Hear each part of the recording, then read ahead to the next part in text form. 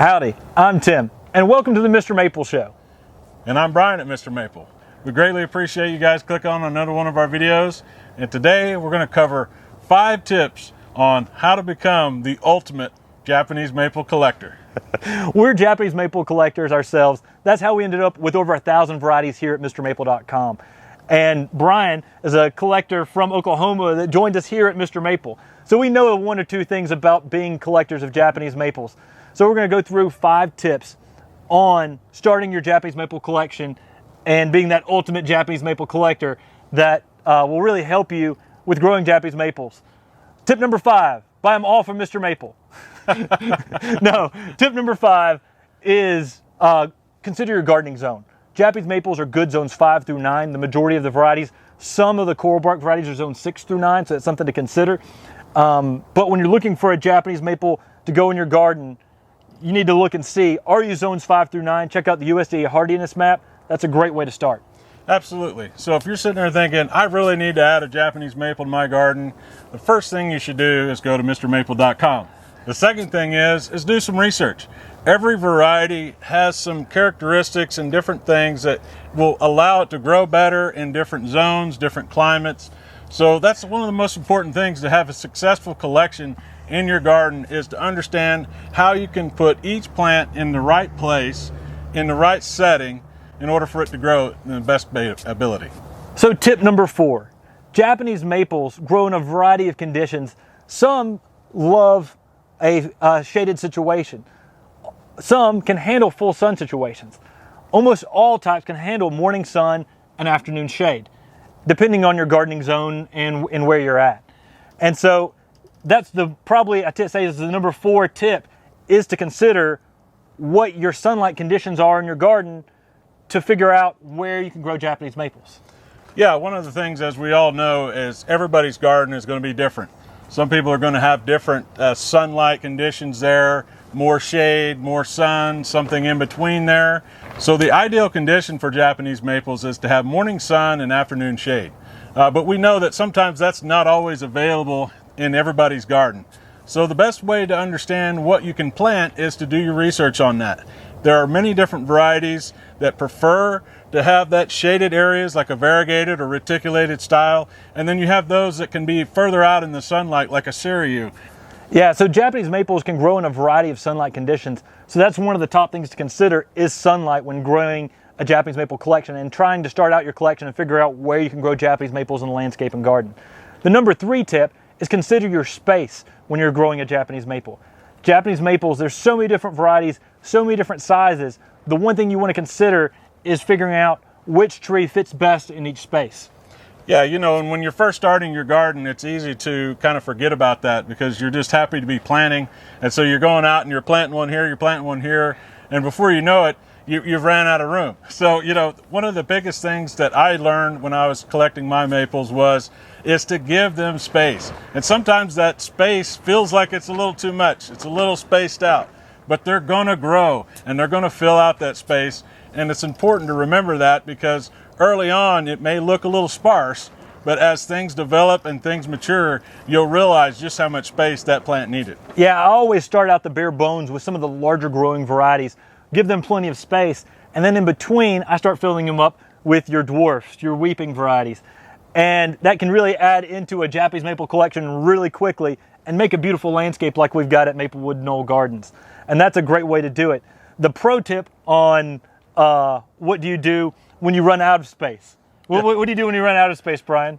Well, I ran out of space, so I know all about this.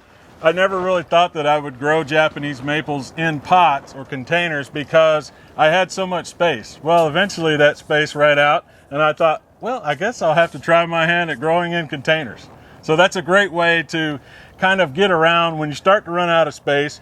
You have the flexibility of taking these plants in containers and moving them around different locations, putting them in areas where you may not want a giant tree there, or even you don't really have the space for it, but you have the flexibility to move it around and flex with the other things in your garden. Yeah, gardening in containers gives you the flexibility to bring your garden out to your pool, your deck, to extend your garden out into new places where you didn't think you could grow things before.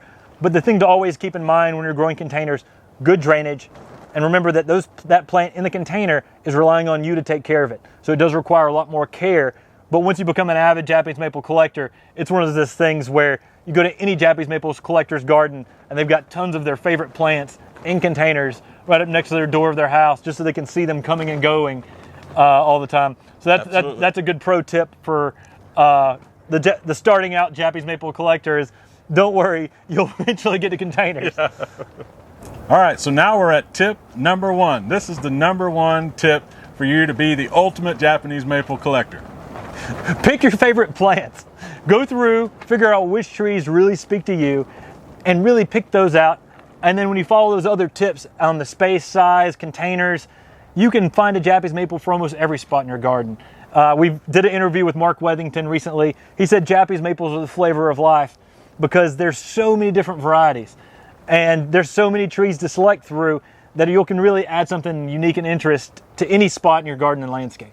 Yeah, you know, many times you're going to ask yourself, or maybe you'll ask someone, I just don't know what to start with.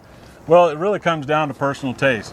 There's so many different varieties. There's definitely one that's going to speak to you in some way. I come to realize that there were certain varieties that I just had to have it. When I saw that leaf structure or the way it was shaped, it just spoke to me as an individual, and I thought, I got to have that in my garden.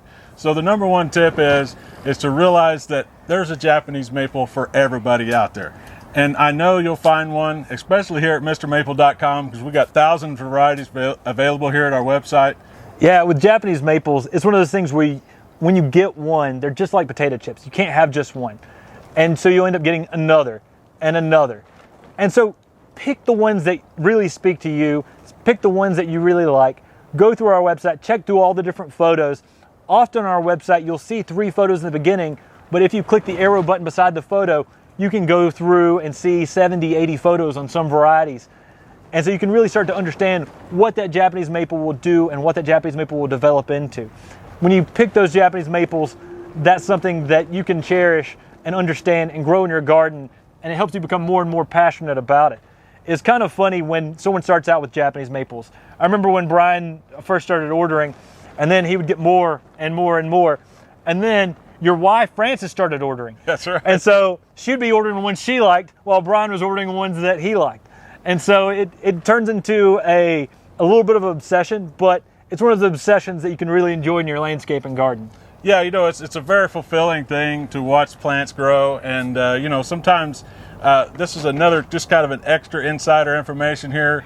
Sometimes you think to yourself, you know, I'm just ordering a 1 gallon. It's going to take forever for it to get to the size where I can really enjoy it. But before you know it, I'm telling you, time will go by and you'll think, man, I'm glad I ordered that then, because now look at this beautiful plant. You know, there's so many varieties that maybe I passed on because I couldn't get them in a bigger size. And then 3 years later, I was thinking, man, if I would have just got that plant then, I'd have a 3-year-old plant at this time. So, you know, it's just kind of one of those things you learn and you grow in your collection. And I'm just glad that we could talk about this today. Yeah, and often people will say, when's the best time to plant a Japanese maple? And the best time was, you know, yesterday or last year. Right. But the best time to plant a Japanese maple is today. I mean, even starting out with a 1 gallon Japanese maple, we do so many rare varieties that you may never find some of these varieties in larger sizes. And so when we offer them in a 1 gallon, it's often best, if you're a collector, to go ahead and start off with that 1 gallon size, get it before it sells out. And once it sells out, then you're always kicking yourself in the foot to say, dadgum, I should have bought that plant when it was available. So we greatly appreciate you all watching this video. I hope this is a great video for y'all just starting out your Japanese maple collections. We try to do some things to help you inspire some confidence. This one is hopefully going to understand a little bit of the collector's journey. And make sure you like this video, subscribe to your YouTube channel, and sign up for our weekly emails on Mr. Maple. We really appreciate you guys watching. Have a great day. And God bless.